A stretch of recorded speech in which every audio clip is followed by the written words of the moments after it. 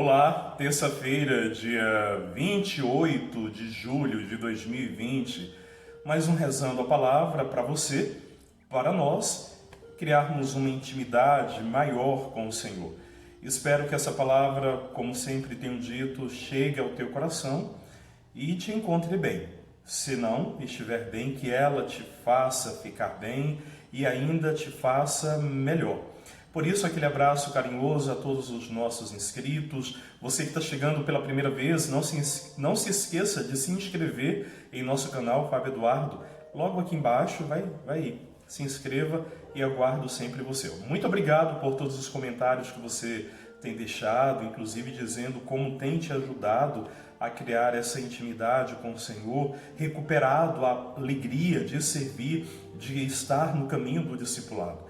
E, portanto, agradeço a Deus porque Ele é o dono da palavra e é exatamente Ele que tem feito essa obra em tua vida. Queridos, vamos à palavra de hoje. Olha, ontem eu tinha dito para você que nós rezamos, melhor dizendo, a primeira leitura proposta pela liturgia, pois nós havíamos rezado alguns domingos atrás, a parábola do fermento, do joio.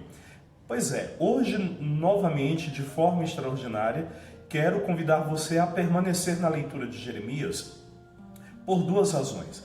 Primeiro, porque o texto bíblico de Mateus, proposto para hoje, é exatamente aquela segunda parte, onde Jesus explica a parábola do semeador. Como nós também rezamos este trecho alguns domingos atrás, e graças a Deus rezamos bem, nós queremos hoje rezar este texto de Jeremias, pois ele dá continuidade àquilo que nós rezamos ontem. Penso que vale muito a pena nós permanecermos neste texto. Combinado? Então vai aí, marca na tua Bíblia Jeremias 14, de 17 a 22. Jeremias 14, de 17 a 22. Só para lembrar que no texto bíblico de ontem, o exemplo usado do cinto que foi enterrado e apodrecido, citado pelo próprio profeta, exemplifica a atitude do povo, que havia se esquecido de Deus, abandonado Deus e agora é um povo que não serve para nada, um povo que apodrece. Assim o texto bíblico dá continuidade, pois este abandono de Deus, este abandono à fidelidade traz graves consequências para a vida do povo. Um primeiro é que este povo entra numa situação de guerra.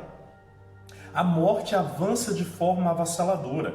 Além disso, vem uma fome, uma seca terrível que provoca uma fome na vida do povo. Vamos ao texto bíblico para nós entendermos e conhecermos um pouco daquilo que o profeta está dizendo. Derrame lágrimas meus olhos noite e dia sem parar, porque um grande desastre feriu a cidade, a jovem filha de meu povo, um golpe terrível e violento. Se eu sair ao campo, vejo cadáveres abatidos à espada. Se entrar na cidade, deparo com gente consumida de fome. Até os profetas e sacerdotes andam à toa pelo país. Acaso terás rejeitado Judá inteiramente, ou te desgostaste deveras de Sião? Por que então nos feriste tanto, que não há meio para nos curarmos? Esperávamos a paz, e não veio a felicidade. Contávamos com um tempo de cura, e não nos restou senão consternação. Reconhecemos, Senhor, a nossa impiedade, os pecados de nosso país, porque todos pecamos contra Ti. Mas por Teu nome, não nos faças sofrer a vergonha suprema de levarmos a desonra ao trono de Tua glória.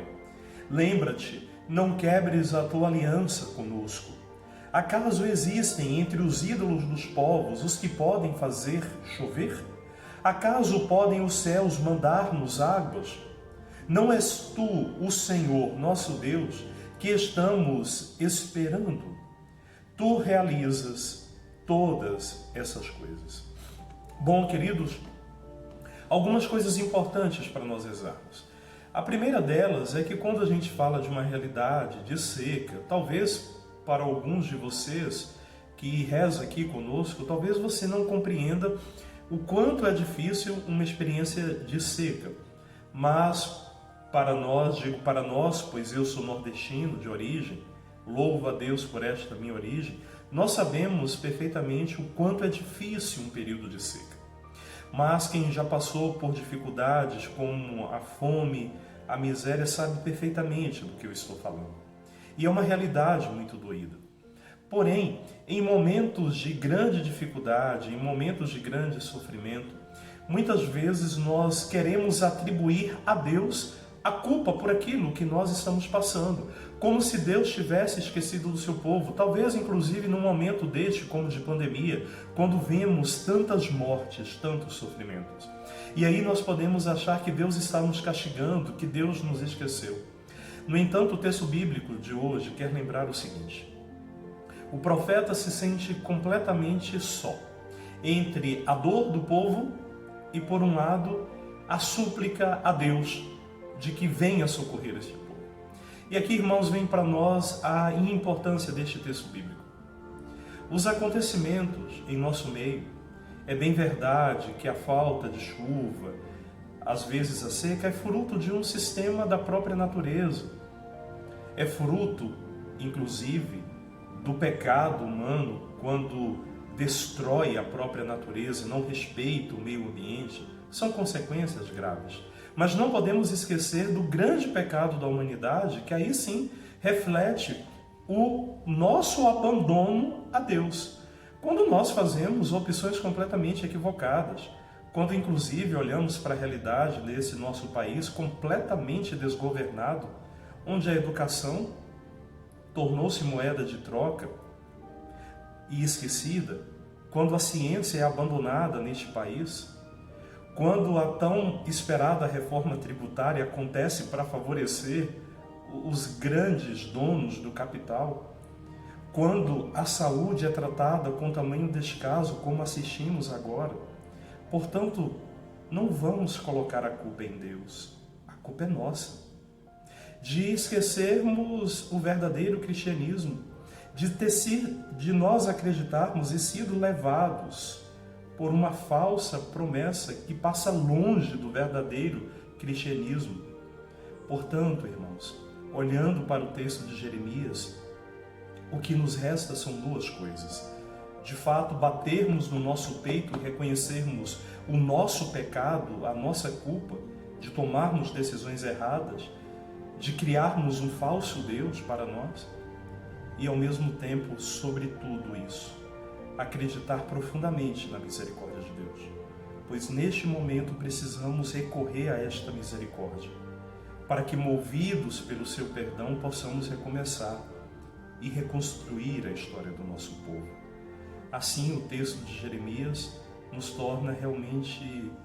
torna-se completamente atual e desafiador para os tempos que vivemos.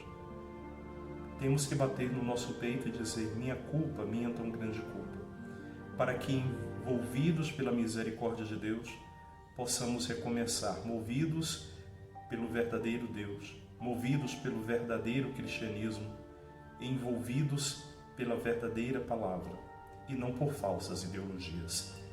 Que o Senhor nos abençoe e nos dê a capacidade de reconhecer a culpa e recomeçar. Paz e bem para você.